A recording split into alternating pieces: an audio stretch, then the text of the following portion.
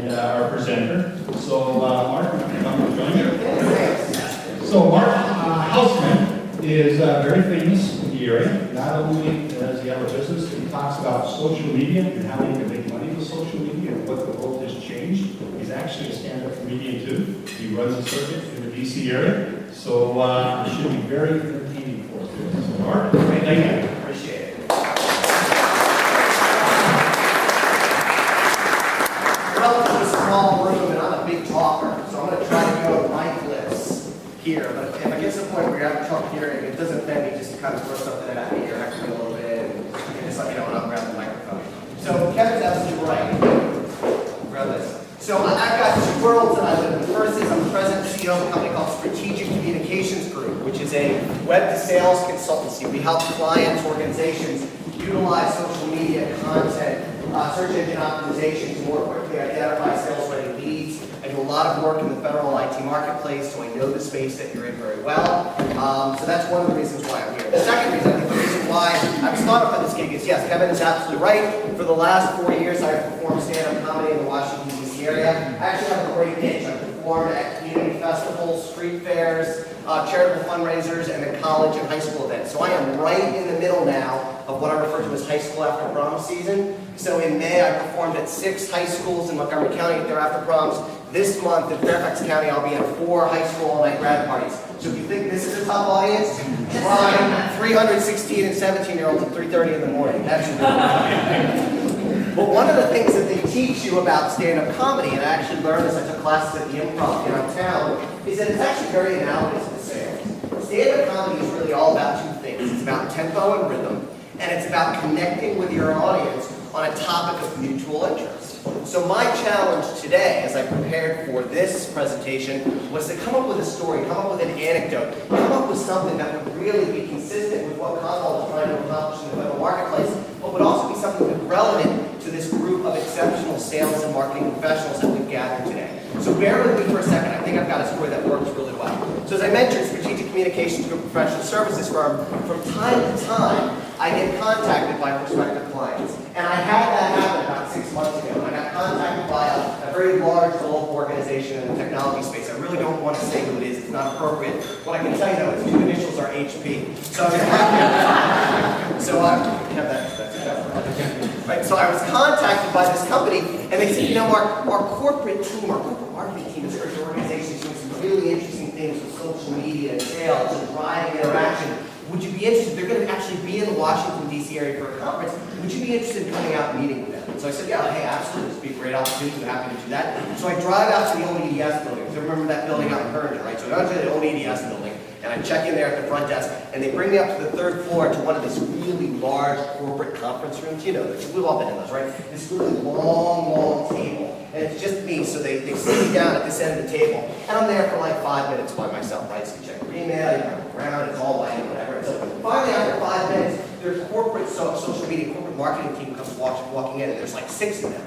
And I'm sitting at this end of the table, so of course, well, what do? They go and they sit all the way down to this end of the table, right? Because that's how these meetings go. I mean, we've all been in those meetings. And they're staring at me, and I'm staring at them, and they're kind of waiting for me to start my pitch. But as a really good sales guy, man, I've been a sales guy for 20 years. I know, I just don't dive into what it is that I do. I gotta warm it up a little bit, right? I gotta connect with them as a prospective client. So I start out at this end of the table, and I say, well, hey, do me a favor. Before I go into talking about what my firm does, tell me a little bit about what social media means for you at HP. So down at this end of the table, of course, everyone turns around and they look at the person who's sitting at the end of the table because she's the senior person. And that's what happens in these like kind of corporate meetings. And so how she answered that question, what does social media mean at HP? To this day, I mean, it's like 9 months later, it's like etched in my mind. I mean, it was brilliant. It's so brilliant that I actually wrote it down. I took notes, and I carry it with me wherever I go. So you know what? Here it is. This was the answer to the question. So, you know, hey, tell me a little bit about what social media means at HP. And this is how they answer this question. You know, I got this wherever I got shower with this thing, right? So she said, quote, for us, social media is an exciting and innovative endeavor to construct communities of brand champions and then engage with these audiences in an environment defined by thought leadership, sharing, and mutual collaboration.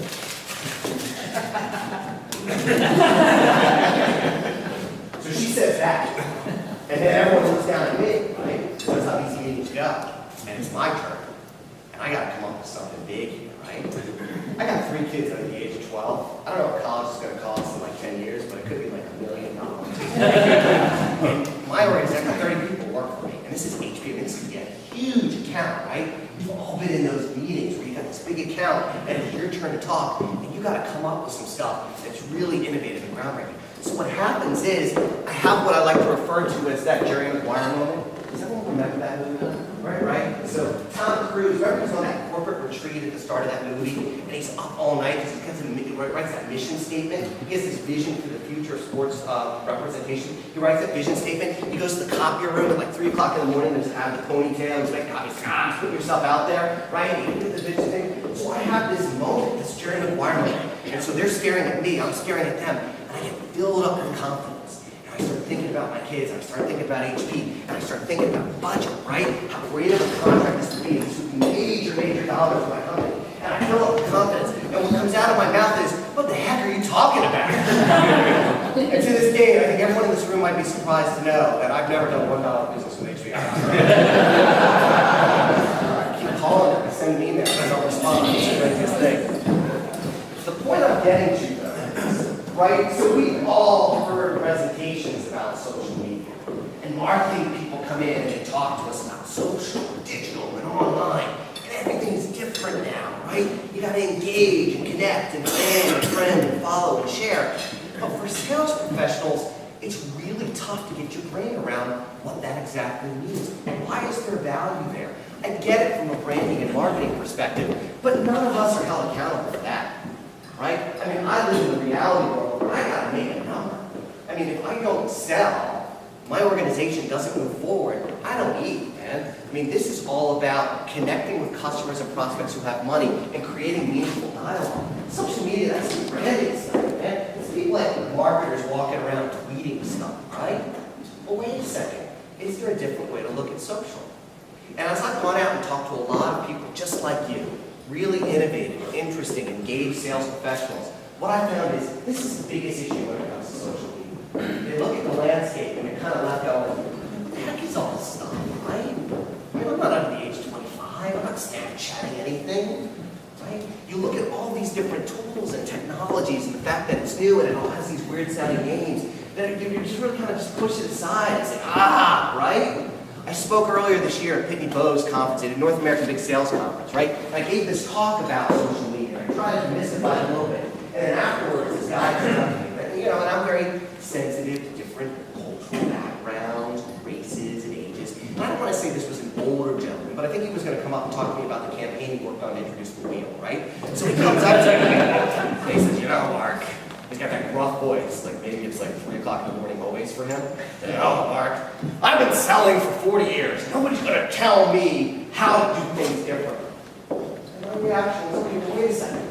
What if I could share with you a way that social media could be meaningful and relevant and actually help you drive interactions with customers in a way that you can measure and make your life easier? Would you be open for that? Would you be open to that? Would you want to listen to that? And he, of course, said no. But in this room, I think maybe you are. So let's talk a little bit about what exactly social media is. And let's try to use English language for it, right? So I want you to think about your life just for a second. Think about the people you surround yourself with. People who are your friends, your family. If I were to barbecue at your house, which I would always be happy to do, by the way. If I were invited to a barbecue at your house, and I talked to the people who are around me, you know what I would probably see? I'd probably see a lot of similarities. Right? So think about the stuff that you're into, whether you're active in your church or a professional organization, or like me, your kids play basketball and baseball, so you interact with other parents in that type of environment. You're active in your PTSA, whatever it is that you do. I bet that if I were to look at your own personal network, the people invited to your barbecue, I would see a lot of similarities in background, cultural beliefs, similarities in terms of views in the world, similar demographics, right? That's human nature. We surround ourselves with others who have similar interests. Well, that human nature migrated online, that's all social media is, with two very important differences. And I want to stress this, two really important differences. The first is, not only do people form groups around common themes and interests, but they self-identify. So I can look at your LinkedIn profile, or any of your other online profiles, and you tell me a lot about who you are, even if I've never met you. I bet you if I visited Kevin's LinkedIn profile, and then I look at the leadership of Commonwealth's federal team, I bet you I'd see a lot of intersections. I bet you I would see exactly where Kevin worked with different people, and how they were connected with one another. Without even knowing it, without even spending time. People tell you what they think by basically what they're doing online. So the first difference is, again, is self-identification. The second difference is with social media is, and I just kind of alluded to it, again, how people interact online and where they spend their time is an indication of interest. So we have all dealt with customers and prospects. Who's ever had a situation where you talk to a customer and they said, you know what, let me tell you exactly what my needs are and the budget I have. Yeah, that never happens. But what does happen is people tell you what they think by how they spend their time. What they read online, the groups that they're a part of, the communities that they engage in, the conversations that they participate in. So if we look at social media, not as this thing that you have to be born in like the 90s to engage in, but if we look at this as a really highly targeted channel where we can identify different groups around common themes and interests, without even knowing people, learn a lot about who they are, and then study and follow their interests by how they interact online. And let me address the privacy thing for a second, right? Because people get really nervous about that, right? They go online and it's like, ooh, wow, I'm being followed. Yes, you are being followed. Right? Have you ever noticed on your Facebook, if you participate in a discussion or comment or post something, suddenly a bunch of ads or shit, a whole lot similar to that starts appearing? How do you think Facebook drives its revenue? Is anyone familiar with the term retargeting? I bet you are, right? Have you ever looked at something online, like a cool pair of boots, in my case cowboy boots, which I did not buy because I can't wear them, but you look at a really cool pair of cowboy boots, and then every website you go to for the next 2 weeks is an ad for that same pair of cowboy boots? It's called retargeting. Guess what? You're being followed online. So you've got some privacy issues, right? What I would encourage you to do is just pull the cord completely and move to some desolate part of the Pacific Ocean where they're not going to follow you. Otherwise, you've got to accept the fact that you think, yes, everything that you do online, every click, fan, follow, friend, like, every place that you go, somebody is watching. Accept it, embrace it, because as a marketing, as a sales professional, we can actually use it to our advantage. So social media, nothing scary at all, just human nature migrated online. Now, over the last 2 years, social media has actually become even more impactful for sales professionals. And let me share with you why. 2 trends that we have seen, that my company has seen in the marketplace, that I believe has forever changed how organizations like yours sell, market, promote their solutions. The first is called the Enlightened Buyer. Corporate Executive Board, based on LinkedIn, that's the term that they use. Forrester Research refers to it as the buyer's journey. What does this exactly mean? Well, as we talked about before, people who have money, who are customers, and have budget and have need, don't like being sold to. Right? You ever walk in and buy a car, or walk into a retail store? It's always painful, right? Someone goes like, hi, my name's Katie. Right? It's always painful. You're like, just browsing, right? No, you're not. Walk to a freaking car dealership. You're not just browsing. You got an hour to kill. Right? Prepare to buy a car.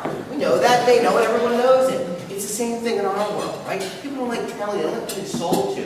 So what do customers, especially business and public sector customers, do now? Wow, they spend a lot of time researching online, don't they? They look for what are the different solutions that are out there, and who are the different companies that have solutions in those areas. I have data center requirements, I have network infrastructure requirements, I have cyber information security requirements. What are the different things that are out there? What are people saying? Who are the different companies that are interesting that have innovative solutions? They do that all on their own. CEB, Corporate Executive Board, did definitive research on this. A year and a half ago, they interviewed more than 5,000 business-to-business public sector buyers. What they found was, on average, a buyer is now 57% of the way through the process before they will actually engage an organization salesperson in a conversation. 57% of the way. That's stunning, right? But hey, that's great. Now we got buyers who are educating themselves. They're studying different markets, studying different solutions. They're finding what their needs are. So by the time I talk to them, they're ready to talk price. It's great. No, it's a disaster. Why? Because you become commoditized. I do a lot of work with a company called Polycom. If you need video conferencing, teleconferencing, any kind of need, I encourage you to think Polycom. Commercial level, so. But when I went to the North American Sales Kickoff meeting, their sales reps had the same conversation, talking about their telepresence sales group, right? What they were saying is they were hearing from customers at the point that they wanted to talk about price, so it's like they were in a box. There was no way for them to say, well, you know, we're differentiated from Cisco or other providers in this way. Customers didn't want to hear that. They said, no, we've already figured out what our needs are. We want to know what's the best price you can give. We become commoditized. And we know as salespeople, that's never a good place to be. The second challenge that comes with that for marketers is, gee, if customers aren't self-identifying, if they're not raising their hand and expressing interest, how do I find them? If they're out there, they have need, they have budget, they have interest, but they're not willing to talk to me, how do I go out and locate them? How do I get them to express desire and express interest? The enlightened buyer has changed how organizations are selling and promoting their solutions in a very dramatic way. The second trend is what I like to refer to as the shift in influence.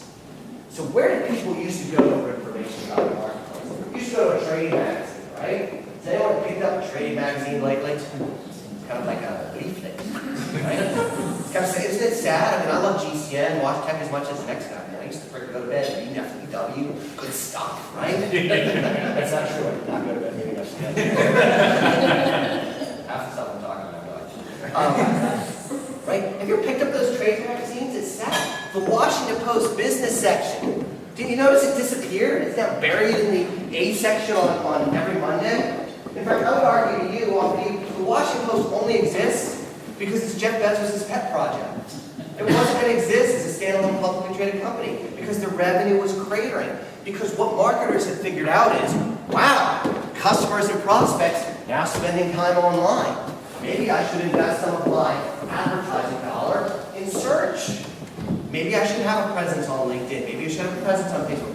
Marketers have moved their dollar spend from traditional sources of credibility into online digital environments. And the way trade magazines, the business press, even events and conferences have reacted is they've gotten thin, they've gotten skinny, and the quality of journalists that they're working with, that they hire, is a lot less. I had a client that called me a couple weeks ago, and they said, you know what, we've got this great opportunity. Our CFO is going to be talking to the business group. And we know you used to do a lot of public relations. You just kind of do a quick prep session, talk to the reporter, get a sense of what he wants to talk about. So get a phone, I'm talking to this reporter, right? And this is a company that exists in the commercial trucking space. So it's a very niche, kind of high-value marketplace. And I'm talking to the reporter like 5 minutes in, I'm like, man, God, this is an uncomfortable conversation. So I said to the reporter, I'm like, hey, guy, let me ask you a question. I'm like, how long have you been in business week? He's like, oh, geez, boy, I've been in the newsroom. I'm one of those tenured people here. I mean, I've been here 7 months. All right, okay. And where were you prior to business week? He's like, oh, University of Missouri, go Tigers. Yeah, so I went back to my client, it's a publicly traded company, and I'm like, man, you cannot do this interview. Because I don't know. I mean, we could prep all you want. I mean, this guy, I don't think he read the card in. I don't know. I mean, I'm not sure what he's going to write. This isn't good. So it's ironic that at the same exact time that your customers, your partners, your prospects have this high demand, this thirst, this desire for high-value thought leadership content, where they used to go isn't producing as much of it, and what they're producing isn't as good. It creates a gap in the marketplace. Can we as sales professionals step into that gap? Now, I know one of the things that you're thinking, all right, get it, business to business, fine. What about the public sector? What about the federal marketplace? What about state and local? Is social media really relevant? Right, so I'm going to assume we're all on LinkedIn here. Most of us are aware of Facebook. Let me ask by just show of hands, how many people here has a GovLoop profile? How many people here are actually aware of GovLoop? Interesting, right?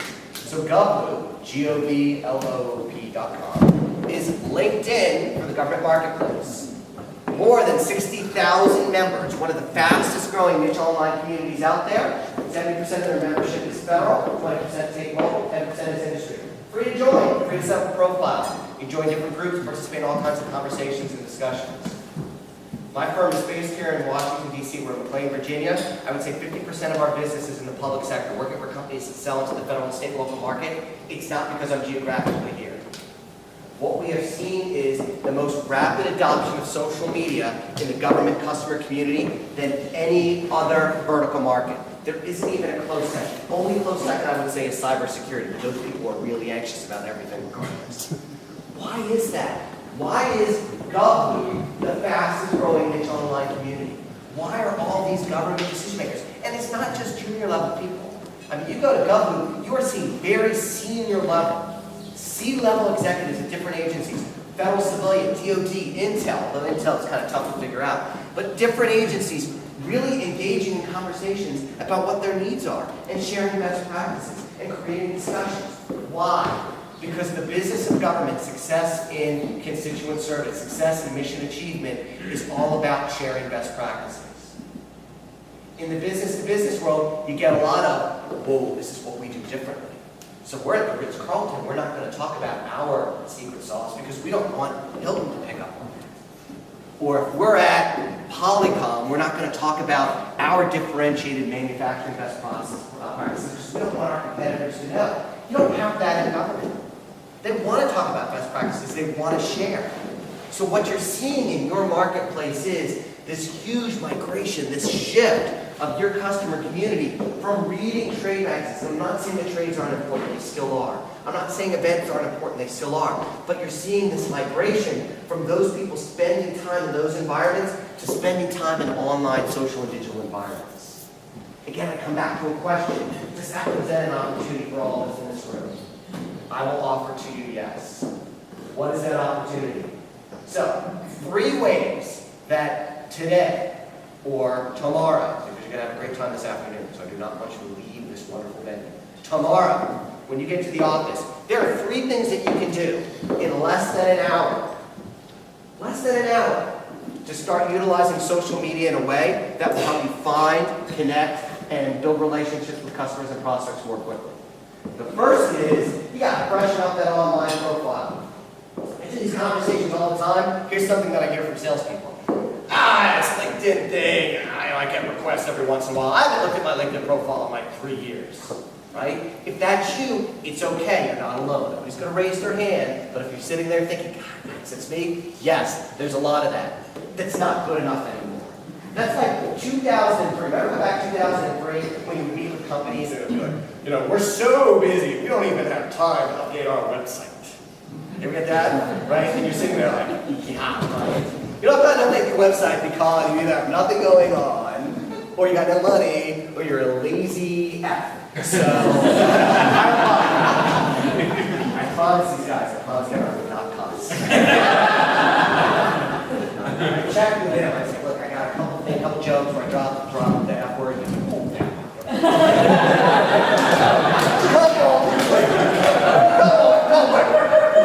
This thing's being videotaped.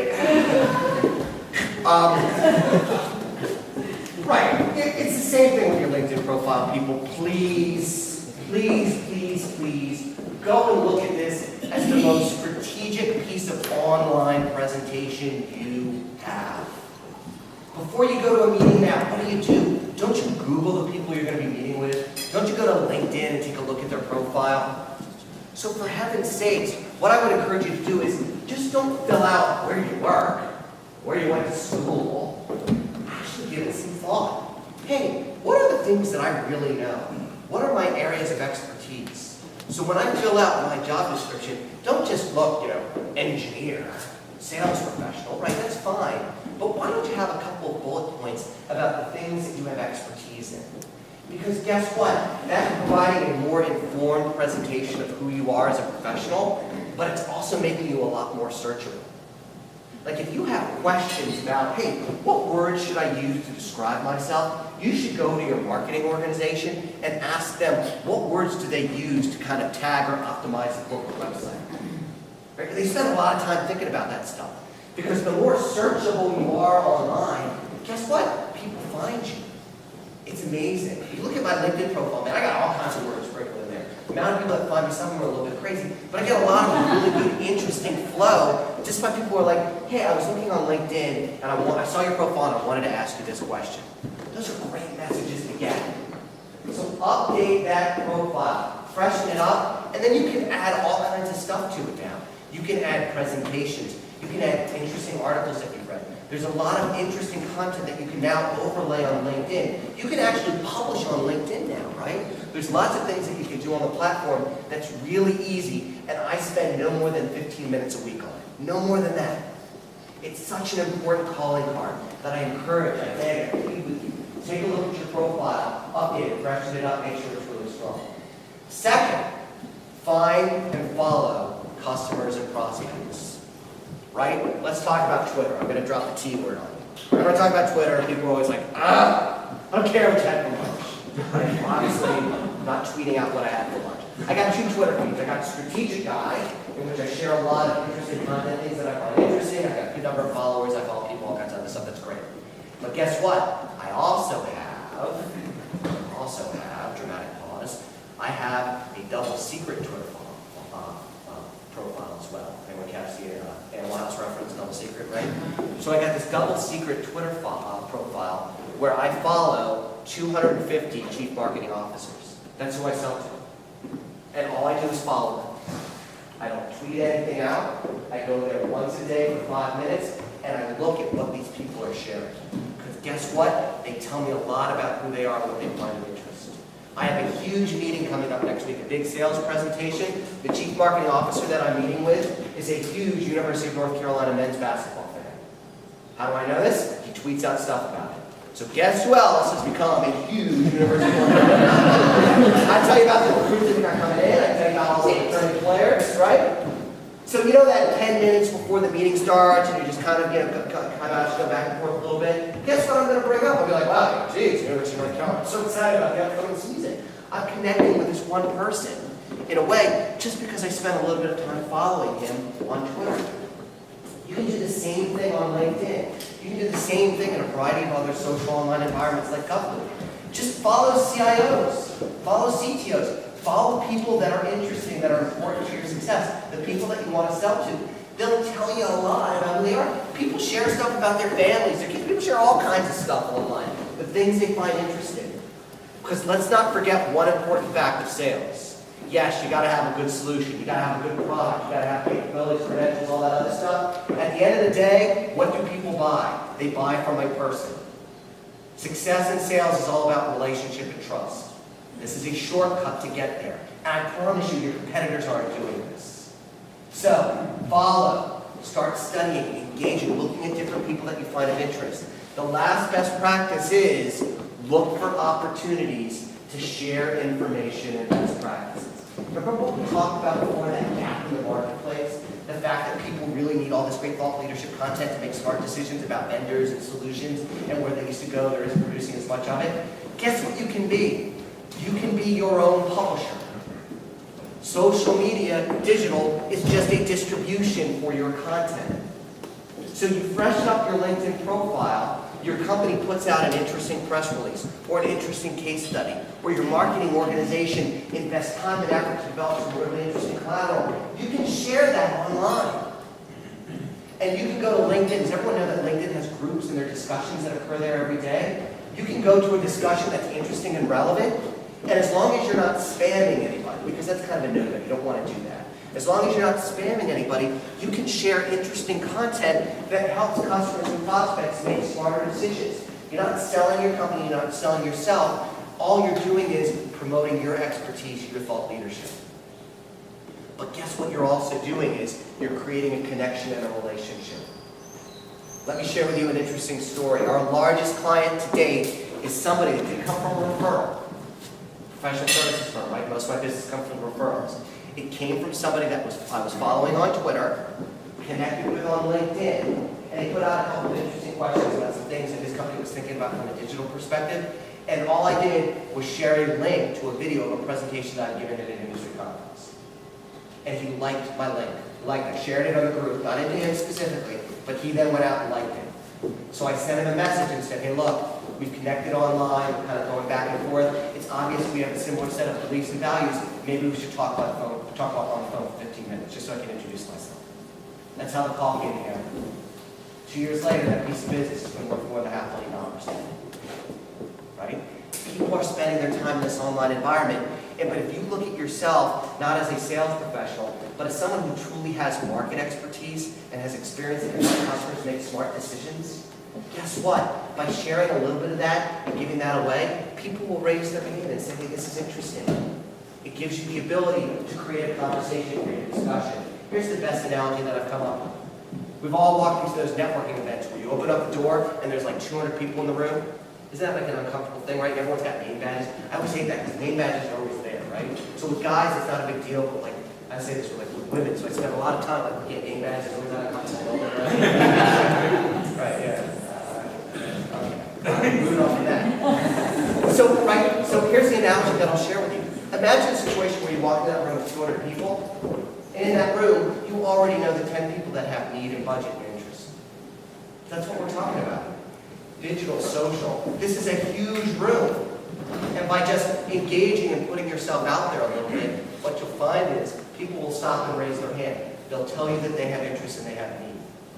That gives you an entree into making something meaningful happen from the sales perspective. This again comes back to the foundation of what a successful personal social media sales strategy is all about.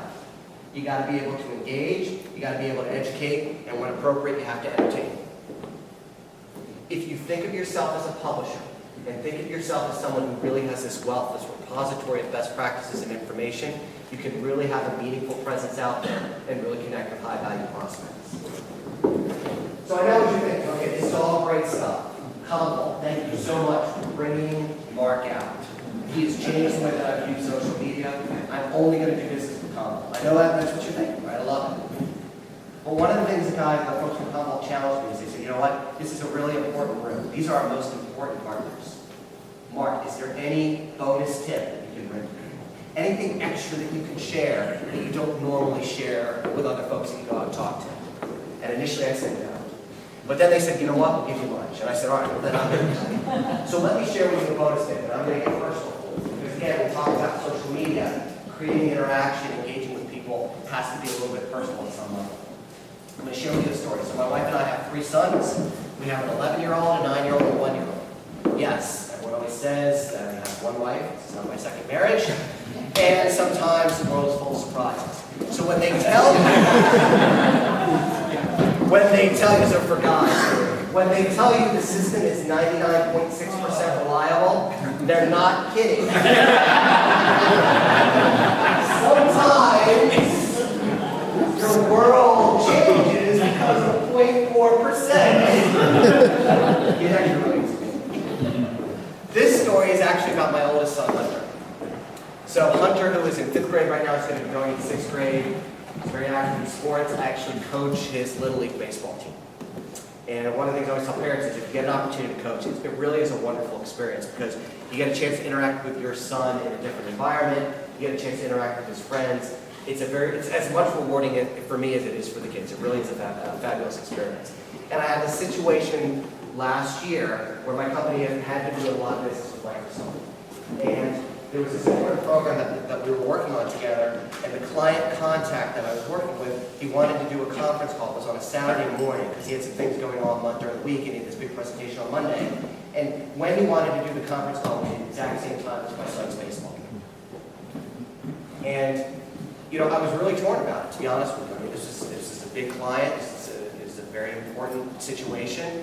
And I said, look, I can do it later in the day. I'll stay up in the middle of the night, whenever we need to do it. And it was like, for some reason, it had to be at this time. And so I was really torn, and ultimately what I decided to do was go to the baseball game.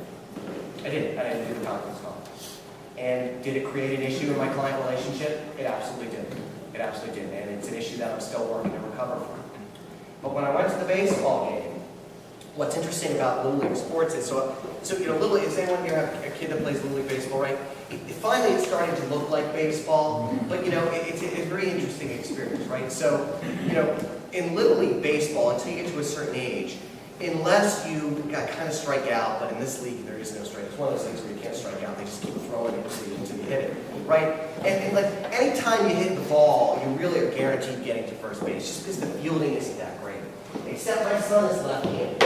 So when he gets up to the plate and hits the ball, sometimes it rolls right to the first baseman. So like the only way you get out of this league is if the ball rolls slowly to first base, stops right at the first baseman's legs, picks up the ball and steps on first base. So my son, this poor kid, is like coming out throughout the year. It's this huge anxiety for him, right? Everyone else gets on base and he gets out from time to time, right? So I go to this baseball game and I play, when we're batting, I play with the third base coach.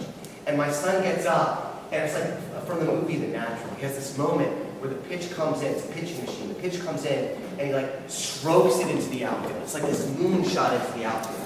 And again, this is Little League Baseball. So when it goes out to the outfield, it ain't coming back. Right? Into Rockville, this thing might have well rolled to Gaithersburg. Out of the outfield, right? And so Hunter, my oldest son, right, so runs around first base, okay, and he runs around second base, and it's still out in the outfield. And I'm at third base, and I'm doing the, this is the, hey, head on home. And instead of heading on home, he has this really awkward, uncomfortable slide into third base. And he stands there on the bag. And the ball's still in the outfield. And I said to him, I said, Hunter, are you going to run home? And he looked at me and he winked. I don't remember what that call was about with Microsoft, to be honest with you, but I have that wink. And if you're a parent, you know that's something that you hold close to. And so I wrote a blog post about it the next day. And I wrote about the challenge that you have as a business owner, as a sales professional, in finding balance. And sometimes you have to make decisions, even if it's going against what's in the best interest of a customer, you have to make the best interest because it's in the best interest of your family, and how that can be really, really difficult. And I was going through a contract negotiation with another company at the same time. It was a difficult contract negotiation. There were some issues related to indemnification, all kinds of BS stuff to get a contract. And I wrote this blog post, and the guy who I was negotiating with called me. He said, Mark, it's like I got 4 kids as well too. We got to figure out a way to do business again. The point of the story is, in social, don't lose sight of the fact that you're a person as well too. So you want to share best practices, you want to share lessons learned, you want to comment on industry trends, you want to make your customers and your prospects understand that you're there to help them be successful. But at the end of the day, we're all people as well. And so you share a little bit about who you are. You share a little bit about the things that personally inspire you. That's how you're able to connect with people. In this case, it was a baseball story. It may be a charitable organization that you feel passionate about. It may be something that you're doing for your school or something that you're doing in your community. It's okay to put yourself out there a little bit. You want it to be appropriate. You want it to be appropriate in a professional context. But by connecting with people in a way that's real and honest and genuine,